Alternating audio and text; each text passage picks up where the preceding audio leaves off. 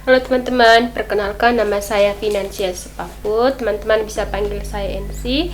Saya dari Prodi Administrasi Publik Angkatan 2022 dan saya juga salah satu pemateri dari kelompok 3. Baik teman-teman, hari ini kita akan mempelajari atau membahas mengenai tentang sejarah perkembangan paradigma administrasi publik itu sendiri.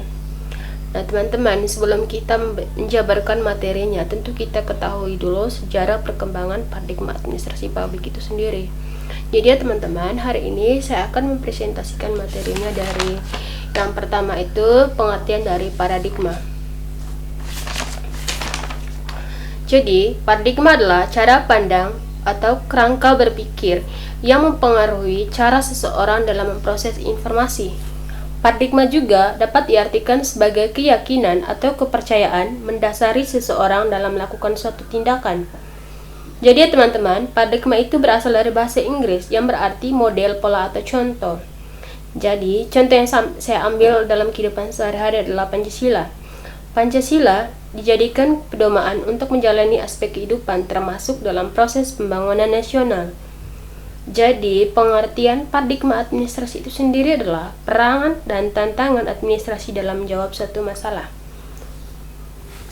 Sesudah itu kita memasuki pada slide yang pertama mengenai tentang paradigma manajemen ilmiah. Jadi ya teman-teman, hari ini kita akan membahas 4 materi. Nanti yang pertama itu paradigma manajemen ilmiah.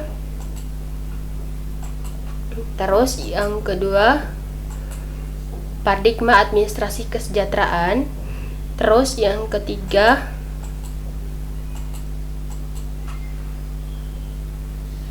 paradigma administrasi kebijakan, dan yang terakhir adalah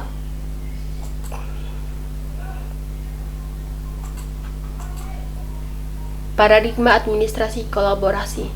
Sebelum kita menjabarkan materi atau menjelaskan semua materi, tentu kita menjelaskan yang pertama itu adalah paradigma manajemen ilmiah. Jadi teman-teman, kita memasuki pada slide yang pertama dulu ya, mengenai paradigma manajemen ilmiah. Paradigma manajemen ilmiah. Yang pertama itu mengenai manajemen ilmiah. Manajemen ilmiah merupakan salah satu upaya awal untuk menerapkan ilmu pengetahuan pada rekayasa manajemen. Rekayasa proses itu dapat diartikan sebagai kegiatan merancang dan juga melaksanakan proses untuk menghasilkan produk material yang bermanfaat. Jadi, rekayasa proses manajemen adalah pendekatan sistematis untuk menganalisis, merancang ulang, dan juga mengoptimalkan proses manajemen dalam suatu organisasi dengan tujuan meningkatkan efisiensi, efektivitas, dan juga daya saing. Jadi ya teman-teman, untuk kita ketahui dulu juga arti dari kata dasar efisiensi, efektivitas, dan juga daya saing. Efektivitas itu berfokus pada penggunaan sumber daya secara optimal untuk mencapai hasil. Contohnya itu adalah mengurangi biaya produk tanpa menurunkan kualitas produk, dan juga yang kedua adalah menghemat waktu dalam proses bisnis dan juga menggunakan tenaga kerja secara optimal. Yang kedua itu efektivitas. Efektivitas itu berkaitan dengan kemampuan organisasi untuk mencapai tujuan yang telah ditetapkan. Contohnya adalah yang pertama, memberikan layanan yang sesuai dengan kebutuhan pelanggan. Kedua, menghasilkan produk yang berkualitas sesuai dengan standar dan juga mencapai target penjualan atau kepuasan pelanggan. Yang ketiga adalah daya saing. Daya saing itu adalah berfokus pada kemampuan organisasi untuk bertahan dan unggul di pasar dibandingkan pesaing. Contohnya itu yang pertama, menawarkan produk dengan harga yang lebih kompetitif atau fitur yang lebih inovatif, adaptasi, dan juga cepat terhadap perubahan pasar dalam kebutuhan pelanggan. Jadi kita masuk pada slide yang pertama mengenai paradigma manajemen ilmiah. Robin dan Coulter 2010 menguraikan bahwa sejak ribuan tahun silam, fungsi-fungsi perencanaan, penataan, pengorganisasian, kepemimpinan, penggerakan, dan juga pengawasan pengadilan telah dijalankan yang diarahkan dan diatur oleh orang-orang sesuai tanggung jawabnya masing-masing melalui usaha-usaha terorganisasi. Contohnya itu adalah di Indonesia itu sendiri, pembangunan Candi Borobudur dan Candi Prambana. Maksudnya teman-teman, pernyataan tersebut menunjukkan bahwa konsep dasar manajemen seperti perencanaan, pengorganisasian, kepemimpinan, dan pengawasan telah menjadi bagian dari aktivitas manusia sejak zaman dahulu.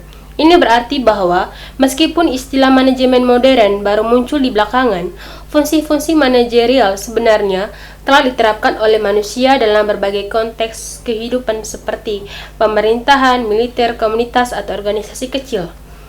Fungsi-fungsi ini dijalankan oleh orang-orang yang bertanggung jawab atas pengaturan kegiatan dan sumber daya dengan tujuan memastikan keberhasilan pencapaian tujuan. Misalnya perencanaan, perorganisasian, kepemimpinan, pengawasan, dan juga pengadilan. Terus slide yang kedua itu mengenai pengertian manajemen. Nah teman-teman, saya sudah jelaskan tadi itu mengenai pengertian manajemen dari slide yang pertama. Nah slide yang kedua juga kita akan menjelaskan pengertian dari manajemen itu sendiri. Manajemen berasal dari kata manager atau dalam bahasa Latin berarti menangani. Manajer dibentuk dari kata minus berarti tangan dan juga agere berarti melakukan. Manajer diterjemahkan ke dalam bahasa Inggris to manage atau kata kerja berarti mengurus, mengatur, melaksanakan, dan juga mengelola. Manajer berarti mengelola atau pimpinan usaha. Dalam bahasa Indonesia, manajemen berarti direksi, pemimpin, ketatalaksanaan, tata pimpinan, pengelolaan. Manajemen atau dalam bahasa Indonesia ditulis manajemen berarti proses penggunaan sumber daya secara efektif untuk mencapai sasaran.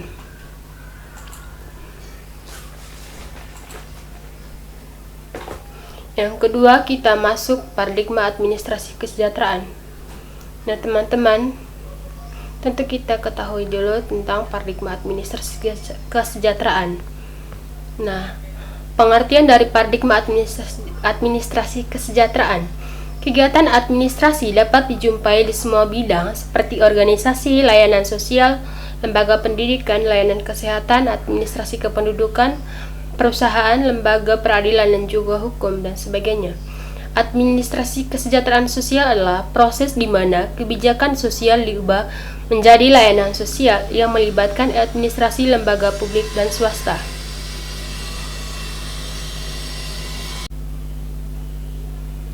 Baik teman-teman, kita masuk ke slide yang berikut mengenai ruang lingkup dari paradigma administrasi kesejahteraan. Yang pertama itu adalah masalah sosial, 2 pelayanan sosial, 3 jaminan sosial, 4 kerjaan sosial, 5 kebijakan sosial, dan 6 adalah kesejahteraan sosial. Nah, yang berikut adalah pengertian dari kebijakan. Kebijakan publik adalah serangkaian tindakan dan keputusan yang diambil oleh pemerintahan atau lembaga publik untuk mengatasi masalah tertentu dalam masyarakat. Kebijakan ini mencakup berbagai bidang seperti ekonomi, kesejahteraan, kesehatan, pendidikan, lingkungan, dan juga sosial. Tujuan utamanya adalah untuk meningkatkan kesejahteraan masyarakat dan juga menciptakan keadilan. Yang berikut proses perumusan kebijakan. Yang pertama itu adalah perumusan masalah, perumusan kebijakan, pengesahan kebijakan, pelaksanaan kebijakan, dan juga penilaian kebijakan. Terus yang ketiga, paradigma administrasi kolaboratif. Pengertian dari paradigma administrasi kolaboratif. Rukmana 2007 yang mengungkapkan bahwa kolaborasi merupakan bentuk kerjasama yang terjadi antara 2 atau lebih pihak yang saling memberikan dukungan untuk mencapai tujuan bersama. Tujuan bersama dilakukan dengan pembagian tanggung jawab secara merata serta peran yang jelas antara pihak-pihak yang terlibat. Kedua, kolaborasi bagi pelayanan publik. Kolaborasi dalam pelayanan publik memberikan sejumlah keuntungan yang signifikan. Menurut Emerson et al. 2011, kolaborasi dapat mendorong peningkatan kualitas dan efisiensi dalam penyediaan layanan publik dengan menggabungkan sumber daya dan keahlian dari berbagai pihak. Melalui kolaborasi, pemerintah dapat memanfaatkan keahlian, pengetahuan, dan juga kapasitas dari organisasi non-pemerintah, sektor swasta, dan masyarakat sipil dalam merancang dan menerapkan program atau layanan publik yang lebih baik.